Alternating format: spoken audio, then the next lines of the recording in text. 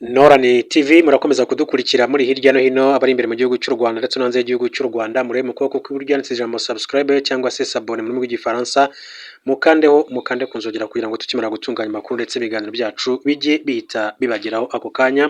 Munyemerere rero tuganire ku makuru atandukanye akomeje kugenda avugwa tunarebera hamwe icyo inteko ishinga amategeko y'u Rwanda ivuga ku busabe bw'umuryango ubumwe bw'Uburayi wo kurekura Madame Ingabire Victoire Umuhoza kuri wa mbere tariki ya 15/02/2025. Imitwe yombi y'inteko ishinga amategeko y'u Rwanda yateranye isesengura umwanzuro w'inteko ishinga amategeko y'umuryango w'ubumwe bw'Uburayi usaba ko Madame Ingabire Victoire Umuhoza arekurwa bidatinze. Mu bitekerezo byatanzwe n'abagize inteko bavuze ko uwo mwanzuro w'umuryango w'ubumwe bw'Uburayi ari ugusuzugura igihugu cyigenga nk'u Rwanda no kwivanga mu mikorere y'ubucamanza bwacyo. Abadepite n'abasenateri bagaragaje ko ibyo bidakwiye kuko ubutabera bw'u Rwanda bwigenga kandi bukora mu buryo bwigenga hatitawe ku byifuzo cyangwa se ibisabwa n'ibindi bihugu. Abagize inteko basabye ko icyo gikorwa cy'umuryango umwe w'Uburayi gifatwa nk'icyo kwamaganwa n'abanyarwanda bose kuko kigaragaza nk'uko babivuze agasuzuguro, kigaragaza kudaha agaciro ubwigenge bw'igihugu cy'u Rwanda. Ibi byavugiwe mu nama ihuriyeho n'amakomisiyo yombi z'inteko zifite inshingano za politike. Nyuma yo kubisesengura hateguwe umwanzuro ushyikirizwa inteko rusange saa 9 z'uyu munsi kugira ngo hashingirwe ku cyerekezo cy'igihugu muri iki kibazo. Umuryango umwe w'Uburayi uherutse kugaragaza impungenge ku rubanza rwa Madame Ingabire Victoire Umuhoza ivuga ko rutubahirije amategeko mpuzamahanga agenga uburenganzira bwa muntu. Gusa leta y'u Rwanda yo ikomeje kugaragaza ko ubutabera bwayo bwigenga kandi bukora mu mucyo nk'uko bakomeza kugenda bigarukaho. Ni mu rubanza rero navuga ko rukomeye cyane rw'umunyapolitiki utavuga rumwe n'ubutegetsi bw'igihugu cy'u Rwanda Darifa Umurinzi, akaba ari Madame Victoire Ingabire Umuhoza. Mu yandi makuru, Human Rights Watch yatanze impuruza ku bugizi bwa nabi FARDC na Wazalendo bakomeje gukorera abanyamurenge ndetse n'abatutsi. Umuryango Human Rights Watch watanze impuruza ku bugizi bwa nabi ingabo za leta ya Repubulika Iharanira Demokarasi ya Kongo n'abarwanyi b'imitwe ya Wazalendo bamaze igihe bakorera abanyekongo bo mu bwoko bw'abanyamurenge ndetse n'abatutsi. Impuruza uyu muryango watanze muri raporo wasohoye kuri wa mbere tariki ya 15/05/2025. Muri iyi raporo Human Rights Watch yasobanuye ko abanyamurenge n'abatutsi bahoterwa ari abashinjwa kuba intasi z'umutwe wa AFC 23. Uyu muryango kandi wavuze ko ubugizi bwa nabi bukorerwa bariya abanyekongo bwarushijeho kwiyongera ubwo mu mujyi wa Uvira hari imyigaragambyo yo kwamagana General Olivier Gasita wahawe inshingano zo kuba umuyobozi wungirije ushinzwe ibikorwa n'ubutasi mu karere ka 33 ka gisirikare. Raporo iragira iti abarwanyi bazwi ku izina rya Wazalendo bafite aho bahuriye n'ingabo za RDC bakaba barwanya umutwe wa M23 wafashe ibice bitandukanye muri Kivu y'Amajyepfo. Impungenge zerekeye kurengera abasivili muri Uvira zakajije umurengo ati kubera amakimbirane ashingiye ku ishyirwaho ry'umuyobozi mushya wa gisirikare. Abarwanyi ba Wazalendo bahoteye kandi batera ubwoba, barashimuta kandi babuza kubona serivisi abaturage bo mu bwoko bw'abanyamurenge bo muri Uvira. Abatutsi ndetse b'abanyekongo baba muri Kivu y'Amajyepfo babashinja gushyigikira M23. Umushakashatsi mukuru wa Human Rights Watch kuri Afrika Clementine de Montjoy yavuze ko ubugizi bwa nabi bukomeje gukorwa n'impande ziri mu makimbirane bwerekana ko hakenewe ko za guverinoma bireba zijya ku gitutu cyo kurinda abasivili no guharanira ko abahunga imirwano bagenda mu mutekano. Yavuze kandi ko impande zirwana mu burasirazuba bwa Kongo zagiye zimakaza urwikekwe rushingiye ku moko bituma havuka ivangura n'ihohoterwa ryinshi. Mu ihohoterwa ryakozwe na Wazalendo ryibasiye abanyamurenge kuva kera bashinjwaga gushyigikira M23. Human Rights Watch ivuga ko yamenye amakuru ya buriya bugizi bwa nabi nyuma yo gusuzuma amashusho ndetse n'amajwi akubiyemo ubutumwa bwibasira abanyamurenge. Ishinja kandi ingabo za leta na Wazalendo kuba hagati y'itariki ya 5 n'itariki ya 8 Nzeri zariciye muri Uvira abana babiri bombi b'imyaka 8 zirakomeretsa abasivili 9 bigaragambyaga. Ntacyo umuryango wavuze ku bwicanyi ingabo za leta zimaze igihe zikorera abanyamurenge.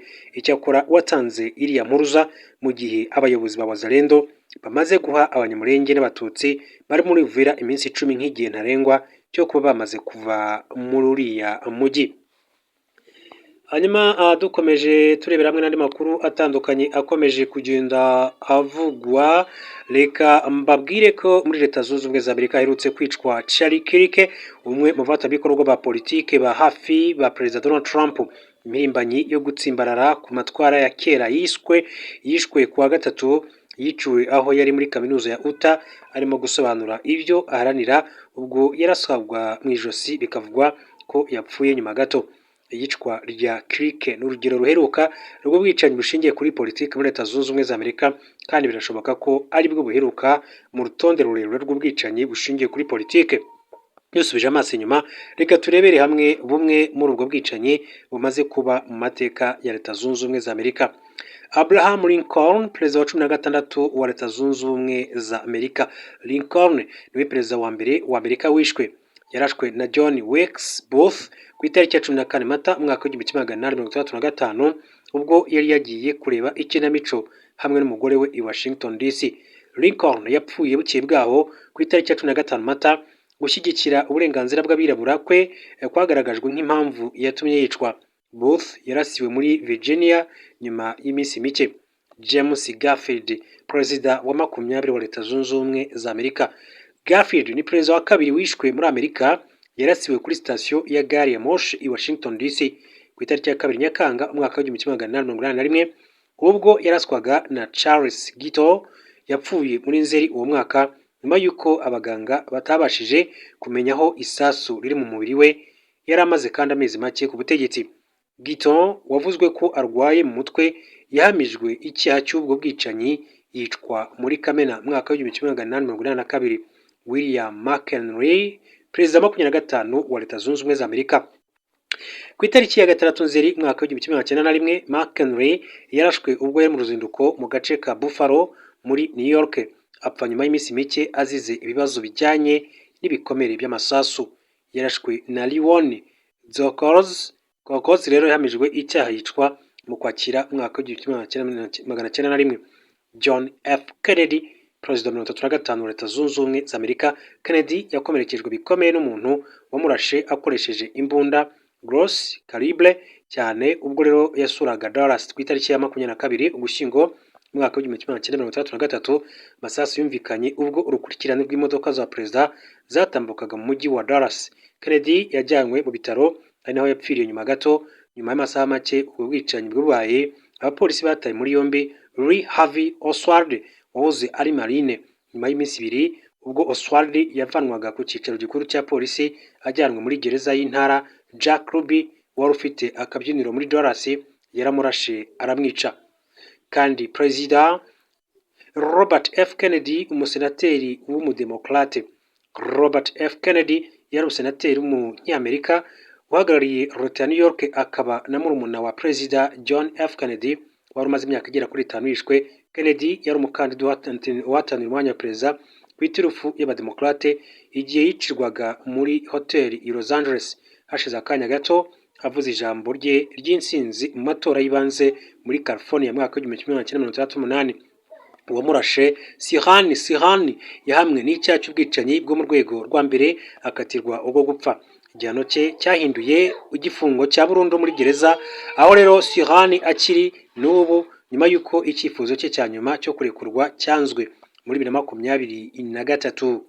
Abayobozi baharaniraga uburenganzira bwa muntu.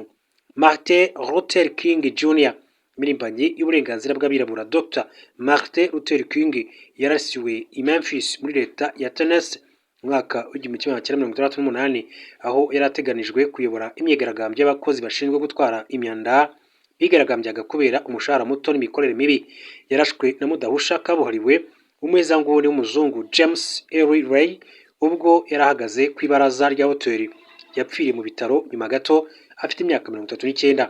Dr. Martin Luther King yaramaze kurokoka urupfu kenshi bagerageza kumwica, harimo n'igitero cya bombe yarokotse mu rugo rwe mu mwaka w'1956. Malcolm X rero nawe waharaniraga uburenganzira bw'abirabura yarasiwe mu mujyi wa New York imbere y'umuryango we mu mwaka w'1935. Yari afite imyaka 39 igihe yicwaga.